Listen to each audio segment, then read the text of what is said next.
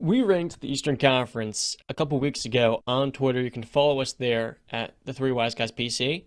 And which one of you would like to begin with your list rankings? So what we're gonna do, I'm gonna give my Eastern Conference rankings. One of you will, unless you want to go before me. And then at the end, once we just read out our list, we're not gonna explain it. We'll explain it after and go over some key teams and some disagreements. Next guy, you want to go? Yeah, sure. I'll go first. Why not? All right. We'll start bottom. We're doing 15 up, right?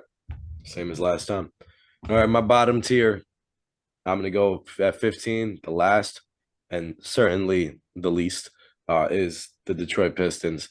They just don't surprise me. This is the same Pistons team that we see year in and year out. I expected them to make a better jump with Cade. I haven't really seen that. They're still towards the bottom. At 14, I got the Hornets, another team that just kind of just looks like they're just stuck. And while granted they beat my Knicks and they ended our streak the other day, this is still a team that has no direction. They have the star and ball, but not so much after that. At 13, I got the Magic. And the Magic is a team that I feel like is going to climb with guys like Paolo Banchero. I think they have a great young core, and I think they'll be climbing this list for years to come. On 12, I got the Chicago Bulls. And I was so iffy about putting them at 12 and throwing the Magic over them because this is another team that, well, has some key pieces, has big time players like a DeRozan, like a Levine, like a Vucevic, and still with that talent can't maximize it. I'm sorry, honestly. If when you went at the end of this, you know what? Right now, I'm changing it. Magic 12, Bulls 13. At 11, It's a hot one after their win yeah, last night. they don't even deserve to be that They got high. to their That 30th win. they should be so disappointed in themselves. 11, I got the Washington Wizards. Bradley Beal, I don't know what are you doing, bro. You should have been out of there a long time ago. Allowed this group to rebuild. Instead, they think they have a big three in KP, Kuz, and Beal. It's not a big three. If people wanted to clown my Knicks and say we had a mid three, no, this is the definition of mid three. Wizards 11. Number 10, I got the Indiana Pacers. Now, I think they're going to be good in a couple of years. I think Tyrese Halliburton is an absolute stud, and they really hit the lottery with that one. At number 9, I got the Brooklyn Nets. And while in the standings, they are not 9, and then they've been playing much better basketball of late. Kyle Bridges has been lighting up the scoreboard of late. I still don't see this Nets team as an actual threat in the playoffs to anybody. Even though I can't say that if we end up running into them in the first round, don't take anybody lightly. But I got the Nets number 9. Number 8, I got the Raptors. Van Vliet, Siakam. I just kind of respect everybody on that squad, but that respect goes way back to the years of Kawhi. Since then, you have done nothing but let us down. Haven't taken that next step. Understandably so, because you don't have that superstar, but they're not anybody. They're not a threat in the Eastern Conference either. Number 7, I got the Atlanta Hawks. We've spoken ad nauseum about Trae Young and how I feel about him as a player. He's a talented guy. And DeJounte Murray put up some big games not too long ago also. It seems like maybe they're clicking, but also I don't see this Hawks team as the same one that we saw in 2021 where they shocked the world and went all the way to the Eastern Conference Finals. I don't think they're built for it. And number 6, I have the Miami Heat. Missing that big time scorer, missing that real closer. They could have went out and got Donovan Mitchell, but we don't even need to talk about that anymore. You're stuck with the group that you got. Tyler Hero's legit. Maybe he can really turn into that lead scorer for you guys. I believe he's young enough to do it, and he's growing in the right direction. So I like the Miami group. I think their defense is one of the scariest in the Eastern Conference. If you're tasked with going up against them in the first round, I guarantee you got your hands full. You will be leaving that series, even if you win, exhausted. Number 5, I got the Cleveland Cavaliers. Insane amount of talent on that young group. I mean, when you look at guys like Darius Garland, you look at Donovan Mitchell, you look at Mobley, Jared Allen, talent galore. But this is also a team that I feel is vulnerable. They can score with the best of them, but they cannot defend with the best of them. So I'm going to go and say straight up, number 4 is my New York Knicks. And currently that seems to be the matchup. My New York Knicks, just the hottest team in the NBA, lost our streak just a night ago against the Hornets. I put them at 4 for one reason and one reason only. They are not the same old Knicks. This isn't the same damn team that you guys are used to seeing. We have an assassin in Jalen Brunson. We have more depth than a lot of teams that I listed below us. I think, and we're defending at will. one of the best defensive and offensive teams. I think this is the best offensive season in New York Knicks history. So I got the Knicks number 4. At number 3, I have a lot of respect for the Philadelphia 76ers. Joel Embiid is probably the MVP, or at least second in the MVP race behind Jokic. I think with guys like James Harden, we don't know what kind of version we're going to see of him in the playoffs, but I got Philadelphia finishing number 3. Number 2, and while they've been playing a little streaky of late, has lost some tough ones, I still got the Boston Celtics because they're a well-coached group. They have depth. They defend. They can score at will with guys like Jason Tatum and Jaylen Brown. I think, and they were just playing in an NBA Finals. So you got to give them the respect. And number 1, I got the Milwaukee Bucks, probably the most all-around best team in basketball. I'll put them number 1, best team in the sport right now. Giannis is playing out of his mind. This team just clicks on all cylinders. That this is probably your Eastern Conference favorite to go to the NBA Finals. So, one big takeaway is that you have the Cavaliers below the Knicks. And you talked about how they're vulnerable. Defensively, I do want to add that this year they have. Come on, basketball reference, killing me. I guess maybe I'm It's being hard on Donovan the number Mitchell as one a ranked defender. defense in points per game for opponents and also defensive rating. But they Well, do have a very key I vulnerability said I'm this year. harping on Donovan Mitchell's defense as an individual. So Okay. my apologies for that whole take. I'm a little, I'm salty about Donovan Mitchell. So I have to be. He was pretty ugly the last two times he played in the playoffs. But on that note, when it comes to the Knicks and the Cavaliers, the Knicks do have a better regular season record against each other right now. To start the season, Knicks have a good record against the Eastern Conference regardless. We've done well against the top dogs that I've named.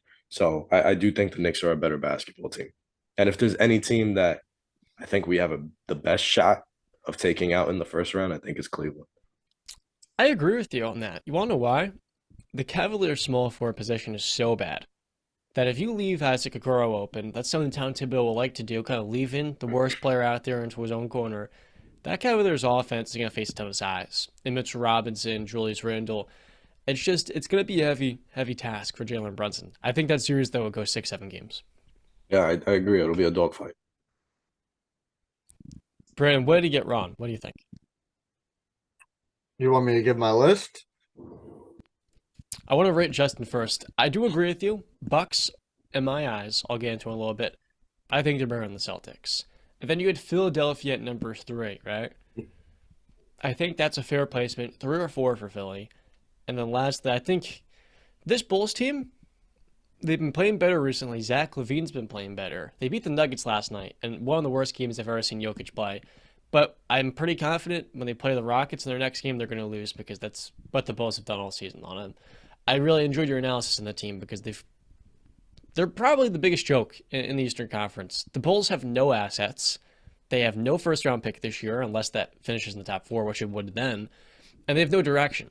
So the 3 biggest things, I'll add a fourth, a franchise player. We've got none of it. Zach LaVine's turning 28 years old. Zach LaVine's getting back to that level of a premier scorer on great efficiency. But then he has another knee injury, another knee cleanup, and it takes him 2 or 3 months to get back to that level. And that's the ultimate issue for Chicago. They have to pick between DeMar and Zach. They don't quite fit, and DeMar's 33 years old. But Zach can't lead on his own. So it's time for that team to blow it up in the offseason. I think they're expecting Lonzo to come back. If they had Lonzo, I think that Bulls team would be in your top 8. I really think what they did in transition would make that offense so much better. And defensively, he is one of the best perimeter defenders. But guess what? He didn't play this season. And he may not play again for the Bulls, which sucks to say, but Yeah. it's been over a year and doctors still don't know what's going on with his knee. And I But think that's the you big know one. what? Even without Lonzo, this team should have more than enough with that big 3 to be able to be in the top 8 without a doubt. And the fact that they're not, like I said, it's more so I dropped them below the Magic for the simple fact that they should be way better than what they are. And the fact that they're playing it the way that they do, so inconsistent, they just don't even deserve to be as high. That's fair. That's fair. So, do you want to go John next, or you You want me get to? 8 out of 10 for me, Justin. And Brandon, you can go next. Save the That's best for last. The best for last. This guy. All right. So me and Justin were kind of getting on this walking the same path. 15th Pistons, 14th Hornets. I have the Magic at 13. Then I have the Pacers, then the Nets at 11, Bulls at 10, Wizards at 9. So that's like my bottom tier teams. And to be honest, like 9 through 11, you can kind of like, switch those teams to me are just, they're the bottom tier teams. I understand Justin has the Bulls 13, I have them 10. It's, you know, pick and choose. It doesn't really matter about those teams. But talking about the top 8 teams now, right? Again, me and Justin were walking the same path. Raptors, I have, the 8th best team in the East. They're a solid team. They got a great coach, but they got no stars. That's really what they're lacking. If they had that guy, they would be much higher on this list. Then I have the number 7. I have the Atlanta Hawks. It's a bad fit. Trae Young is not a number 1. It just is. It's not working out anymore, and the blowing it up is probably the best bet for the future of the Hawks. Number 6. Now I'm going to say this: 4 through 6. Again, I'm going to have them in this order, but this is just how I feel. It really, like, they can be interchangeable, if I'm going to be honest with you. Number 6, I have the New York Knicks. I think they have a very good base, like I've been saying the past, month and a half to you guys. They got the fundamentals down. I'm more of a fan of Thibodeau than John is. I don't know if John has changed his opinion on that, changed his tune, but they lack the stars too, in my opinion. I like Jalen Brunson. I think he's a very good player. I think he's an all-star caliber player. I don't think he is a star yet in this league. We'll see how he performs in the playoffs this year. Julius Randle, all-star caliber player, is not a star in this league, in my opinion. So they still are lacking that stars, but they have the good base. They're kind of like the Raptors. They just need that next guy to put them over the top, and they definitely be in the discussion of, honestly, maybe even over Philly. Number 5, I have the Cleveland Cavaliers. They're a great. They're a really good team. Donovan Mitchell has come in and he's provided a very big spark for them. One thing I noticed about them though, they're a great home team, 28-7, but they're a below 500 away team. They're 14-19 on the road, and that's not good because if you look at Philly above them, 19-12 on the road, Boston's 20-12 on the road, Milwaukee's 20-12 on the road, the Knicks are 20-12 on the road. So that's a big, like, ooh for me. I'm that's a worry for the Cleveland Cavaliers. Number 4, I have my Miami Heat. This is one where I can't really make the argument because of what I've seen in the regular season, right? They have, not lived up to the par. They have not met expectations. They've taken a little bit of a step back in the regular season. What I'm going off of is I have a feeling that in the playoffs, Justin alluded to it, we're a team you don't want to face, you don't want to see. So we are live to beat arguably almost any team in the East, maybe outside of Boston and Milwaukee, but I still think that we can give them both very tough series. So I would like our chances against Philly. I like our chances against Cleveland. I like our chances against New York. That's just really what it is. We have in those series, Joel Embiid is probably the guy that would be the best player on the court, but Cleveland and New York, Jimmy Butler is the best player on that court. And I'm just going to put my faith that Jimmy's going to be able to step it up in the playoffs. I think he's going to play much better defense in the playoffs. And I just think the team as a whole is going to step it up in the playoffs. I just have that feeling.